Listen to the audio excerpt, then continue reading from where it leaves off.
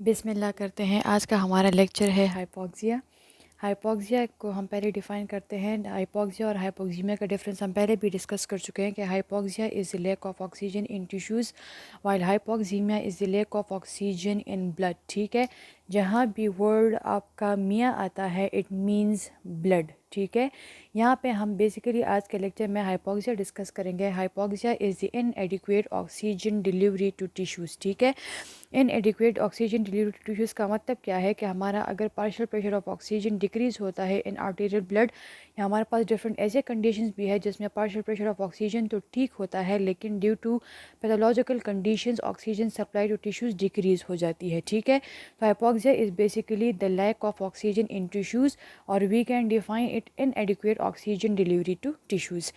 इसमें एक हमारे पास अर्ली स्टेजेस ऑफ हाइपोक्सिया आते हैं और एक लेट स्टेजेस ऑफ हाइपोक्सिया आते हैं। इसको हम एक्यूट और क्रॉनिक के साथ भी डिफ़ाइन कर सकते हैं। ठीक है, अर्ली स्टेजेस क्या है, अगर कोई पेशेंट आपके पास आता है जो हाइपोक्सिया हो तो उसमें आपको अर्ली जो स्टेजेस होते हैं, अर्ली जो उसके साइंस होते हैं वो क्या होते हैं, वो आप रेट से अगर आप याद रखें तो आपको अच्छी तरीके से याद रहेंगे। आर इज़ फॉर रेस्टलेसनेस, ठीक है, A is for anxiety, and T is for tachycardia and टेकीपनिया।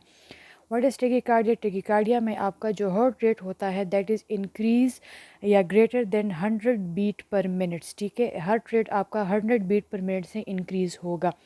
टेकीपनिया क्या है? टेकीपनिया इज़ द एक्सेलरेटेड रेस्पायरेशन। ठीक है, accelerated respiration. Tachypnoea is accelerated respiration. Tachypnoea और हाइपर वेंटिलेशन को आप लोगों ने कंफ्यूज नहीं करना। ठीक है, tachypnoea is only accelerated respiration while hyper ventilation is the increase in ventilation that increase the body metabolic activities and change the chemical composition of the blood। ठीक है, जब भी आपकी बॉडी में मेटाबॉलिक एक्टिविटीज़ इंक्रीज़ होगी तो automatically आपके blood की केमिकल कंपोजिशन चेंज होगी। ठीक है, इंक्रीज वेंटिलेशन है। Tachypnoea is your accelerated respiration, सिर्फ आपका रेस्पायरेटरी रेट जो होता है वो इंक्रीज़ हो जाता है। फिर आते हैं late stages of hypoxia. Late stage of hypoxia में आपका ब्रेडिकार्डिया है। ठीक है, हार्ट रेट आपका लेस होगा फ्रॉम 60 बीट पर मिनट्स। हम पहले डिस्कस कर चुके हैं कि tachycardia is the heart rate increase then 100। ठीक है, और bradycardia is the heart rate decrease then 60 beat per minutes. E से आपका एक्सट्रीम रेस्टलेसनेस आएगा। डी से is dyspnoea. What is dyspnoea? Dyspnoea is shortness of breath. ठीक है, shortness of breath. एक आपका हो गया टेकिपनिया, एक आपका हो गया डिस्निया, एक होता है apnoea. Apnoea is the cessation of breathing.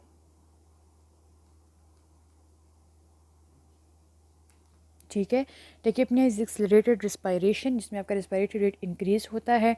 Dyspnoea is the shortness of breath while apnoea is the cessation of breathing. इसके बाद साइनोसिस है। साइनोसिस में जो आपका स्किन ब्लूइश हो जाता है due to deficiency of oxygen, due to lack of oxygen. जब ऑक्सीजन की सप्लाई नहीं होती तो स्किन जो होता है वो ब्लूइश कलर में हो जाता है। तो ये आपके लेट स्टेजेस ऑफ साइनोसिस में आता है। Cyanosis late stages of hypoxia में आता है। अगर ये स्टेजेस आपके एक्सट्रीम और भी कंडीशंस पे चले जाए तो इससे इंसान की जब ब्रेन को ऑक्सीजन सप्लाई नहीं होगी तो उससे जो है तो ब्रेन डेड हो जाता है। ठीक है, इंसान कोमा में चला जाता है और उसके बाद फिर एक्सपायरी। अर्ली स्टेजेस में ये आप आसानी से जल्दी से ट्रीट कर सकते हैं। लेट स्टेजेस भी आप ट्रीट कर सकते हैं अगर आप टाइमली पेशेंट को रिजिटेट करते हैं। ठीक है, जब हम आर्टिफिशियल रिस्पायरेशन डिस्कस करते हैं तो आर्टिफिशियल रिस्पायरेशन में हम कहते हैं कि एक हमारे पास मैनुअल रिस्पायरेशन होता है और एक हमारे पास मैकेनिकल रिस्पायरेशन होता है। ठीक है, मैकेनिकल रिस्पायरेशन या mechanical ventilation is through ventilator. Ventilator के थ्रू हम पेशेंट को आर्टिफिशियल ऑक्सीजन या आर्टिफिशियल रिस्पायरेशन प्रोवाइड करते हैं। ठीक है, मैनुअल रिस्पायरेशन या मैनुअल वेंटिलेशन में आप जो ख़ुद पेशेंट को रिजिटेट करते हैं, मतलब क्या है, इसमें एक मेथड है mouth to mouth respiration. Mouth to mouth respiration में आप पेशेंट के नोस्ट्रल्स को क्लोज़ करते हैं, उसके माउथ को ओपन करते हैं। आप एक एक्सपायर्ड एयर जो है तो पेशेंट के माउथ में जो है वो डालते हैं। ठीक है, उससे उसका जो प्रेशर सेंसिटिव रिसेप्टर्स हैं वो उसके स्टिमुलेट हो जाते हैं due to carbon dioxide increase, ठीक है। जब वो इंक्रीज़ होंगे तो पेशेंट ऑटोमेटिकली रिस्पायरेशन जो है वो स्टार्ट कर लेगा। इसमें एंड मैंने आपको दिया है कि वे एक तो मैंने आपको असाइनमेंट दिया था रिस्पायरेटरी रिफ्लेक्सेस का, ठीक है। उसमें से 3 रिफ्लेक्सेस है आपके, वो आप देख लिए ज़रूर। और एक आपका है आर्टिफिशियल रिस्पायरेशन जो बहुत ज़्यादा इजी है, कोई इसमें लॉजिकल बातें नहीं, सिर्फ एक नज़र इस पे आप दौड़ाई, ठीक है, कि आपको एग्ज़ाम के लिए सिर्फ पता हो कि इसमें है क्या। एग्ज़ाम ये दोनों चीज़ें आपके कोर्स कंटेंट का हिस्सा है, ठीक है। अब आते हैं हाइपोक्सिया पे। हाइपोक्सिया में हमने अर्ली स्टेजेस और लेट स्टेजेस डिस्कस कर लिए। इसके बाद टाइप्स ऑफ हाइपोक्सिया में हमारे पास फर्स्ट जो टाइप है दैट इज़ हाइपोक्सीमिया हाइपोक्सिया। इसमें हमारे पास जो आर्टीरियल ऑक्सीजन होता है, ठीक है, आर्टीरियल ऑक्सीजन डिक्रीज़ हो जाता है। एक सेकंड जो है दैट इज़ स्टेगनेंट हाइपोक्सिया और इसको हम इस्कीमिक हाइपोक्सिया भी कहते हैं। Third is anaemic hypoxia and fourth is histotoxic hypoxia. First हम डिस्कस करते हैं हाइपोक्सीमिया हाइपोक्सिया, ठीक है। हाइपोक्सिया में आपका जो आर्टीरियल ऑक्सीजन होता है वो आपका डिक्रीज़ होता है। स्टार्ट में मैंने आपसे डिस्कस किया कि कुछ हमारे पास कंडीशंस ऐसे हैं जिसमें ऑक्सीजन जो है वो बॉडी को फुली प्रोवाइड होता है, पार्शियल प्रेशर ऑफ ऑक्सीजन बिल्कुल ठीक होता है, लेकिन due to some pathological conditions oxygen supply tissues को सही नहीं हो रही होती। हाइपोक्सिया में जो आपका ऑक्सीजन है वो ही डिक्रीज़ होता है, ठीक है। आपके ऑक्सीजन सप्लाई जो होती है वो डिक्रीज़ होती है, जिसकी वजह से फिर टिश्यूज़ को भी ऑक्सीजन सप्लाई डिक्रीज़ हो जाती है। हाइपोक्सिया होता किस वजह से है? 3 इसके कॉजेज़ है। एक वेंटिलेशन, परफ्यूजन, कपलिंग, अल्ट्रेशन है, ठीक है। वेंटिलेशन परफ्यूजन क्या है? Ventilation perfusion is the ratio जिसमें अल्वियोलाई की वेंटिलेशन होती है and the amount of blood that perfuse the alveoli, ठीक है। इसमें आपके पास ये 2 चीज़ें आती है, एक अल्वियोलाई की वेंटिलेशन और एक अल्वियोलाई की परफ्यूजन। तो इसको हम वेंटिलेशन परफ्यूजन कपलिंग कहते हैं। अगर इसमें से कोई भी आपके एक चीज़ डेफिशिएंट होती है तो इसको हम वेंटिलेशन परफ्यूजन मिसमैच भी कहते हैं। तो यहाँ पे आपका एक्चुअली वेंटिलेशन परफ्यूजन मिसमैच होता है। Second is high altitude. अगर कोई बंदा हाई एल्टीट्यूड पे जाता है तो उससे ऑक्सीजन लेवल कैसे डिक्रीज़ होता है। Third is pulmonary disease that is both obstructive and restrictive disease. First हम डिस्कस करते हैं आपका वेंटिलेशन परफ्यूजन कपलिंग अल्ट्रेशन। यहाँ पे अगर हम देख ले, ठीक है, अगर आप किसी को नीमोथोरिक्स है, ठीक है, या किसी को हीमोथोरिक्स है, जिसकी वजह से यहाँ पे एक्यूमुलेशन ऑफ ब्लड या एक्यूमुलेशन ऑफ एयर होता है, ठीक है। इस एक्यूमुलेशन ऑफ ब्लड और एक्यूमुलेशन ऑफ एयर की वजह से आपके जो लंग्स होते हैं ये कोलैप्स हो जाते हैं, ठीक है। लंग्स जब कोलैप्स हो जाते हैं तो यहाँ पे आपका ये जो अल्वियोलाई होता है ये इस टाइप का हो जाता है, ठीक है। अगर ये इस टाइप का हो जाता है तो इसमें कोई इनफ्लो ऑफ एयर नहीं होगा।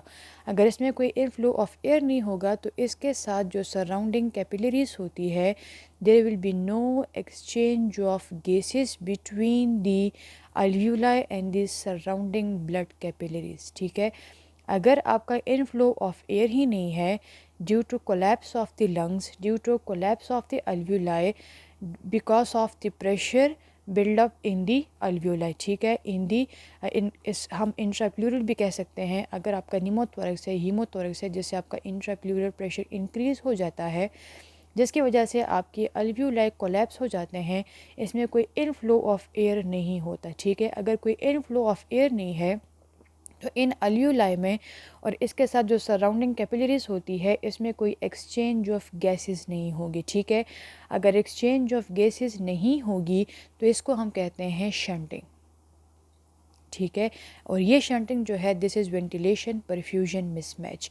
एक दफ़ा दोबारा से मैं रिपीट करती हूँ कि अगर आपका जो है एयर की एक्यूमुलेशन होती है या आपके ब्लड की एक्यूमुलेशन होती है जिसकी वजह से आपके जो लंग्स होते हैं वो कोलैप्स हो जाते हैं, लंग्स कोलैप्स हो जाते हैं, आपकी अल्वियोलाई कोलैप्स हो जाती है, ठीक है। अगर अल्वियोलाई कोलैप्स होगी, अगर ये अल्वियोलाई इस कंडीशन में आती है बिल्कुल नैरो आपके पास एक आ जाती है, तो इससे आपका जो इनफ्लो ऑफ एयर होता है वो इनफ्लो ऑफ एयर डिक्रीज़ हो जाता है। इनफ्लो ऑफ एयर डिक्रीज़ होगा तो automatically there will be no exchange of gases. अगर एक्सचेंज ऑफ गैसेस नहीं होती तो इसको हम कहते हैं वेंटिलेशन परफ्यूजन मिसमैच या शंटिंग। इसके बाद सेकंड जो है that is high altitude. Normal जो आपका एटमॉस्फेरिक प्रेशर होता है, ठीक है, दैट इज़ 760 mmHg, ठीक है। आउट ऑफ दिस 760 mmHg जो आपका परसेंट ऑफ ऑक्सीजन होता है इन एटमॉस्फेयर दैट इज़ 21%, ठीक है। 21% मतलब क्या है कि आप आपका अगर 21 डिवाइडेड बाय 100 हम करते हैं एंड मल्टीप्लाई बाय 760 जो आपका एटमॉस्फेयर में परसेंट ऑफ ऑक्सीजन होता है दैट इज़ 160 mmHg, ठीक है। ये आपका 160 mmHg तक आता है। अब सी लेवल पे जो आपका एटमॉस्फेरिक प्रेशर है दैट इज़ 760 mmHg, ठीक है। ये आपका सी लेवल का एटमॉस्फेरिक प्रेशर है। नॉर्मल जो हमारे पास एक हम कहते हैं कि रूम एयर में हमारे पास जो ऑक्सीजन होती है दैट इज़ 21%, ठीक है। नॉर्मली हमारे पास जो ऑक्सीजन इन्वायरमेंट में होती है दैट इज़ 160 mmHg और atmospheric pressure at sea level is 760 mmHg, ठीक है। यहाँ पे हम सी लेवल और हाई एल्टीट्यूड की बात करते हैं।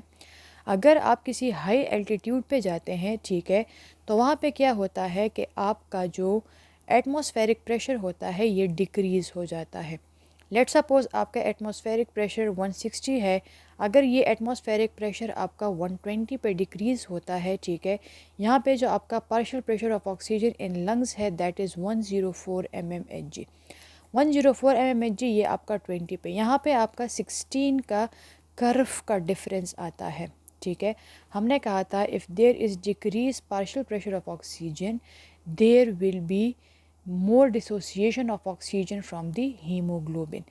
यहाँ पे आपका पार्शियल प्रेशर जो इन्वायरमेंट का जो आपका पार्शियल प्रेशर है दैट इज़ 160, सी लेवल का जो आपका एटमॉस्फेरिक प्रेशर है दैट इज़ 760 mmHg। अगर ये 160 से 120 पे ड्रॉप होता है, लंग्स में आपका जो पार्शियल प्रेशर है दैट इज़ 104 mmHg। इस 120 104 में आपका 16 mmHg का कर्व डिफरेंस आता है।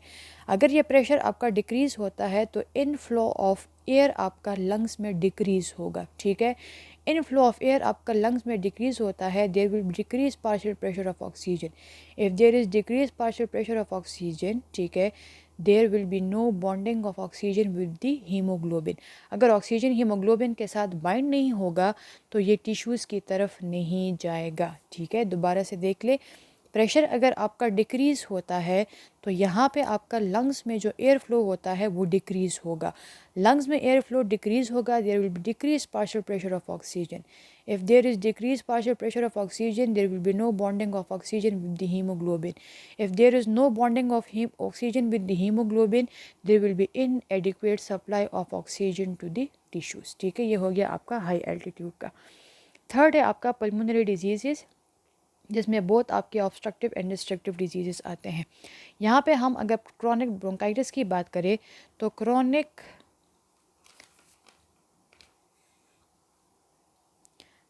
ब्रोंकाइटिस में आपका म्यूकस जो होता है, म्यूकस प्रोडक्शन इंक्रीज़ हो जाए, ठीक है। ये हो गई आपके ब्रोंक्यूल्स। इन ब्रोंक्यूल्स में आपका म्यूकस प्रोडक्शन इंक्रीज़ हो गया, ये ब्रोंक्यूल्स कंस्ट्रिक्ट हो गए, ठीक है। ब्रोंक्यूल्स कंस्ट्रिक्ट हो गए, एयर फ्लो जो है वो डिक्रीज़ हो जाएगा। एयर फ्लो डिक्रीज़ होगा, there will be decrease oxygen. Oxygen decrease होगा, there will be decrease exchange of gases, ठीक है। एक्सचेंज ऑफ गैसेस डिक्रीज़ होगा, the inadequate supply of oxygen to the tissues होगा, ठीक है। क्रोनिक ब्रोंकाइटिस में आपका इंक्रीज म्यूकस प्रोडक्शन होता है जिससे ब्रोंक्यूल्स आपके कॉन्स्ट्रिक्टेड हो जाते हैं, जिसकी वजह से आपका जो एयर फ्लो होता है वो डिक्रीज़ होता है, ठीक है। एयर फ्लो डिक्रीज़ होगा तो ऑक्सीजन सप्लाई डिक्रीज़ होगी, ऑक्सीजन सप्लाई डिक्रीज़ होगी तो हाइपोक्सिया कॉज होगा। एस्थमा है, अगर एस्थमा में हम देख ले तो हमारे पास वाइड जो ब्रोंक्यूल्स होते हैं, ठीक है, वो कंस्ट्रिक्टेड हो जाते हैं। There is constriction of the wide bronchioles. अगर वाइड ब्रोंक्यूल्स आपके कंस्ट्रिक्टेड हो गए, ये ब्रोंक्यूल्स अगर पहले ऐसे थे अब ऐसे हो गए तो एयर फ्लो इसमें डिक्रीज़ हो जाता है। एयर फ्लो डिक्रीज़ होगा तो ऑक्सीजन डिक्रीज़ होगा एंड ऑटोमेटिकली ये हाइपोक्सिया कॉज करेगा, ठीक है। तीन चीज़ें हमने डिस्कस की, एक वेंटिलेशन परफ्यूजन मिसमैच, एक हाई एल्टीट्यूड एंड एक pulmonary disease. Ventilation perfusion mismatch में अगर प्रेशर बिल्ड होता है, प्रेशर इंक्रीज़ होता है तो लंग्स कोलैप्स होंगे, अल्वुलाई कोलैप्स होंगी, यहाँ पे कोई एयर फ्लो ऑफ गैसेस नहीं होगी, एक्सचेंज ऑफ गैसेस नहीं होगी, एक्सचेंज ऑफ गैसेस नहीं होगी तो ऑक्सीजन सप्लाई डिक्रीज़ होगा, ऑक्सीजन सप्लाई डिक्रीज़ होगा टिश्यूज़ को तो हाइपोक्सिया कॉज होगा। सेकंड आपका है हाई एल्टीट्यूड। हाई एल्टीट्यूड अगर आप सी लेवल से हाई एल्टीट्यूड पे जाते हैं तो वहाँ पे आपका प्रेशर जो है एटमॉस्फेरिक प्रेशर डिक्रीज़ हो जाता है। एटमॉस्फेरिक प्रेशर डिक्रीज़ होगा तो आपका जो इनफ्लो ऑफ गैसेस होता है वो डिक्रीज़ हो जाता है। वो डिक्रीज़ होगा तो मींस ऑक्सीजन जो है वो डिक्रीज़ हो गया। ऑक्सीजन डिक्रीज़ होगा तो टिश्यूज़ को ऑक्सीजन की सप्लाई डिक्रीज़ होगी और अल्टीमेटली हाइपोक्सिया कॉज होगा। पल्मोनरी डिजीज़ में हमने ब्रोंकाइटिस की बात की। अगर ब्रोंकाइटिस है, ब्रोंक्यूल्स आपके कॉन्स्ट्रिक्टेड है, इनफ्लो ऑफ एयर डिक्रीज़ है, ठीक है, तो उसकी वजह से आपका partial pressure of oxygen decrease होता है। Partial pressure of oxygen decrease होगा तो टिश्यूज़ के ऑक्सीजन सप्लाई ठीक नहीं होगी। अगर वो डिक्रीज़ होगी तो उसकी वजह से आपका जो है हाइपोक्सिया कॉज होगा, हाइपोक्सिया कॉज होगा। इसमें आपका जो आर्टेरियल ऑक्सीजन होता है वो डिक्रीज़ हो जाता है, ठीक है। Second is stagnant hypoxia. Stagnant hypoxia को हम इस्कीमिक हाइपोक्सिया भी कहते हैं। इसमें आपका ऑक्सीजन लेवल बिल्कुल नॉर्मल होता है लेकिन कुछ पैथोलॉजिकल कंडीशंस की वजह से आपको टिश्यूज़ की जानब जो ऑक्सीजन सप्लाई होती है वो डिक्रीज़ हो जाती है, ठीक है। फर्स्ट हम कहते हैं कि अगर हमारे पास नॉर्मल ऑक्सीजन प्रेशर है, ठीक है, दैट इज़ 104 mmHg, ये पार्शियल प्रेशर ऑफ ऑक्सीजन आपका बिल्कुल नॉर्मल है। ये पार्शियल प्रेशर ऑफ ऑक्सीजन अगर आपका नॉर्मल है तो यहाँ पे इट मीन्स कि ऑक्सीजन सप्लाई जो है वो भी एडिक्वेट अमाउंट में हो रही है, पूरे अमाउंट में हो रही है। लेकिन वजह क्या है कि आपके जो ब्लड वेसल्स है ये ऑब्स्ट्रक्टेड है, ठीक है, ये ऑब्स्ट्रक्टेड है। This obstruction may be due to thrombus, this obstruction may be due to embolus, ठीक है। यहाँ पे आपका कोई थ्रोम्बस है, कोई एम्बोलस बना हुआ है। नॉर्मल आपका जो arterial partial pressure of oxygen है दैट इज़ एनफ, ठीक है, वो एडिक्वेट है कि वो सप्लाई करे। यहाँ पे आपका जो ब्लड फ्लो होगा, जो आपका ऑक्सीजन फ़्लो होगा वो बिल्कुल नॉर्मल होगा, ठीक है। नॉर्मल आपका यहाँ पे ऑक्सीजन फ़्लो आ रहा है लेकिन यहाँ पे ऑब्स्ट्रक्शन है तो आपका यहाँ पे जो ऑक्सीजन फ़्लो होगा वो डिक्रीज़ होगा, ठीक है, डिक्रीज़ होगा। यहाँ पे अगर ब्लड जो है वो पूरा नहीं आ रहा, यहाँ पे आपके पास आरबीसी डिक्रीज़ होगी। आरबीसी डिक्रीज़ होगा तो मींस हीमोग्लोबिन डिक्रीज़ होगा। एक हीमोग्लोबिन आपके 4 ऑक्सीजन मॉलिक्यूल्स को कैरी करता है। अगर हीमोग्लोबिन डिक्रीज़ होगा तो इट मींस कि यहाँ पे आपकी ऑक्सीजन सप्लाई पर डिक्रीज़ हो जाएगी, ठीक है। दोबारा से देख ली, इसमें हम बात करते हैं पैथोलॉजिकल कंडीशंस की। ऑक्सीजन का पार्शियल प्रेशर आपका बिल्कुल नॉर्मल है, नॉर्मल आपका यहाँ पे ऑक्सीजन सप्लाई हो रही है, ठीक है, लेकिन due to some obstruction in the blood vessel जो ब्लड आपका जा रहा है वो ब्लड लेवल आपका डिक्रीज़ हो जाता है। ब्लड लेवल डिक्रीज़ होगा तो मीन्स डिक्रीज़ आरबीसी मिल रहे हैं टिश्यूज़ को। अगर टिश्यूज़ को डिक्रीज़ आरबीसी मिल रहा है तो डिक्रीज़ हीमोग्लोबिन, डिक्रीज़ हीमोग्लोबिन मिल रहा है तो डिक्रीज़ ऑक्सीजन, डिक्रीज़ ऑक्सीजन मिलेगा तो हाइपोक्सिया काज होगा। Second is congestive heart failure. Congestive heart failure में क्या होता है कि आपका जो हार्ट होता है वो उतना स्ट्रॉन्ग नहीं होता कि वो आपके लेफ़्ट वेंट्रिकल से इनफ ब्लड को पंप करे, ठीक है। यहाँ पे भी आपका पार्शियल प्रेशर ऑफ ऑक्सीजन बिल्कुल नॉर्मल है, ऑक्सीजन सप्लाई बिल्कुल नॉर्मल आ रही है, लेकिन आपका हार्ट जो है वो इतना स्ट्रॉन्ग नहीं है कि वो आपके लेफ़्ट वेंट्रिकल से ब्लड को पंप करे। अगर लेफ़्ट वेंट्रिकल से आपका ब्लड सही तरीके से पंप नहीं हो रहा तो इट मीन्स कि आपका कार्डिक आउटपुट डिक्रीज़ है। कार्डिक आउटपुट डिक्रीज़ है तो it will cause decrease oxygen supply to the tissues and ultimately will cause hypoxia, ठीक है। इसके बाद आपका है एनीमिक हाइपोक्सिया। एनीमिक हाइपोक्सिया क्या है? Anaemic hypoxia is due to number of RBC decrease. Number of RBC क्यों डिक्रीज़ होते हैं? Due to aplastic anaemia, may be due to aplastic anaemia, ठीक है, और it may be due to haemolytic anaemia, ठीक है। या तो हेमोलिटिक एनीमिया की जब आरबीसी की लाइसिस आपकी इंक्रीज़ होती है, ठीक है, या आपकी ये एप्लास्टिक एनीमिया की वजह से भी हो सकता है। It may be due to abnormal haemoglobin. Abnormal haemoglobin क्यों होगा? ड्यू टू आयरन डिफिशिएंसी, ठीक है। It may be due to B12 deficiency, it may be due to thalassemia and it may be due to sickle cell anaemia. ठीक है, different जो आपके blood disorders हैं उसकी वजह से आपका एनीमिक हाइपोक्सिया होता है। यहाँ पे भी आपका ऑक्सीजन कंसंट्रेशन बिल्कुल नॉर्मल होता है, लेकिन आपके अगर ब्लड में आरबीसी डिक्रीज़ है, ठीक है, आरबीसी की डिक्रीज़ की वजह से आपका हीमोग्लोबिन डिक्रीज़ होता है। हीमोग्लोबिन डिक्रीज़ होगा तो आपकी ऑक्सीजन सप्लाई डिक्रीज़ होगी। ठीक है, यहाँ पे अगर आपका हीमोग्लोबिन ही एब नॉर्मल है, एक आरबीसी में आपके 250 हीमोग्लोबिन होते हैं। ठीक है, 250 हीमोग्लोबिन है, एक हीमोग्लोबिन 4 ऑक्सीजन मॉलिक्यूल्स को कैरी करता है। इट मींस कि आपका जो एक हीमोग्लोबिन है, जो एक आरबीसी है आपका, वो 1 बिलियन ऑक्सीजन मॉलिक्यूल्स को कैरी करता है। ठीक है, एक आरबीसी में आपको 250 हीमोग्लोबिन मॉलिक्यूल्स है, एक हीमोग्लोबिन 4 मॉलिक्यूल्स ऑफ ऑक्सीजन को कैरी करता है। तो एक आरबीसी आपका 1 बिलियन ऑक्सीजन मॉलिक्यूल्स को कैरी करता है।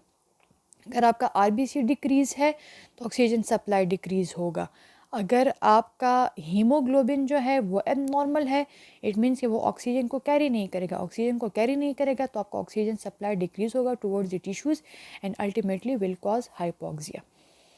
फोर्थ जो आपका है that is histotoxic hypoxia. हिस्टोटॉक्सिक hypoxia किस वजह से होता है? ये साइनाइड पॉइजनिंग की वजह से होता है। ठीक है, इसमें आपकी ऑक्सीजन यूटिलाइजेशन डिक्रीज़ होती है। साइनाइड पॉइजनिंग आपका जो माइटोकॉन्ड्रिया है, ठीक है, माइटोकॉन्ड्रिया में आपका इलेक्ट्रॉन ट्रांसपोर्ट चेन होता है। इलेक्ट्रॉन ट्रांसपोर्ट चेन में आपका एक एंजाइम होता है that is cytochrome oxidase. Cytochrome oxidase का काम क्या है कि it add electron to oxygen. ठीक है, इलेक्ट्रॉन जो है ऑक्सीजन पे ऐड करता है, जिसकी वजह से उसकी ट्रांसपोर्टेशन होती है और जिसकी वजह से यूटिलाइजेशन ऑफ ऑक्सीजन होती है फॉर प्रोडक्शन ऑफ एटीपी। ठीक है, यहाँ पे जो आपका साइनाइड होता है, ये साइनाइड क्या करता है कि ये साइटोक्रोम ऑक्सीडेज को इनहिबिट करता है। जब ये साइनाइड साइटोक्रोम ऑक्सीडेज को इनहिबिट करेगा तो addition of electron to oxygen नहीं होगी। Addition of electron to oxygen नहीं होगी, there will be no utilisation of oxygen. ठीक है, and there will be decrease production of ATP. अगर ऑक्सीजन की यूटिलाइजेशन नहीं होगी तो उसकी वजह से आपका जो oxygen supply toward the tissues होगा वो डिक्रीज़ होगा। ठीक है, और अल्टीमेटली हाइपोक्सिया कॉज होगा। ट्रीटमेंट हम कैसे करते हैं हाइपोक्सिया की? ठीक है, हाइपोक्सिया की ट्रीटमेंट जो है वो हम थ्रू मास्क करते हैं। ऑक्सीजन मास्क जो होता है उसके थ्रू करते हैं, मींस आर्टिफिशियल ऑक्सीजन पेशेंट को प्रोवाइड करते हैं, या थ्रू नेज़ल इंट्यूबेशन करते हैं। नेज़ल इंट्यूबेशन करते हैं और पेशेंट को आर्टिफिशियल ऑक्सीजन प्रोवाइड करते हैं। आज के लेक्चर को समराइज़ करते हैं। आज के लेक्चर में हमने डिस्कस किया hypoxia and different types of hypoxia. ठीक है, hypoxia is the inadequate oxygen delivery to tissues. इसमें हमने अर्ली स्टेजेस डिस्कस किए, लेट स्टेजेस डिस्कस किए। ठीक है, टाइप्स ऑफ हाइपोक्सिया में हमने 4 टाइप्स ऑफ हाइपोक्सिया डिस्कस किए। 4 टाइप्स ऑफ हाइपोक्सिया में हमने कहा कि जो हाइपोक्सीमिक हाइपोक्सिया होता है उसमें आपका जो आर्टीरियल ऑक्सीजन होता है वो डिक्रीज़ होता है। स्टैग्नेंट हाइपोक्सिया में आपका ऑक्सीजन लेवल बिल्कुल नॉर्मल होता है, लेकिन कुछ पैथोलॉजिकल कंडीशंस की वजह से टिश्यूज़ को ऑक्सीजन डिलीवरी डिक्रीज़ होती है। एनीमिक हाइपोक्सिया में आपका ड्यू टू आरबीसी प्रोडक्शन या डिक्रीज़ होती है, या आरबीसी की लाइसिस होती है, या हीमोग्लोबिन एबनॉर्मल जो है वो प्रोड्यूस होता है, जिसकी वजह से आपका ऑक्सीजन सप्लाई डिक्रीज़ होता है। और हिस्टोटॉक्सिक हाइपोक्सिया में आपकी यूटिलाइजेशन ऑफ ऑक्सीजन डिक्रीज़ होती है ड्यू टू साइनाइड पॉइजनिंग। ठीक है, असाइनमेंट में आपका रिस्पायरेटरी रिफ्लेक्सेस है और आर्टिफिशियल रिस्पायरेशन है, दोनों आपके कोर्स कंटेंट का हिस्सा है। दोनों बहुत इजी है, सिर्फ एक नज़र आप इसको देख ले तो आपको समझ आ जाएगी। Thank you.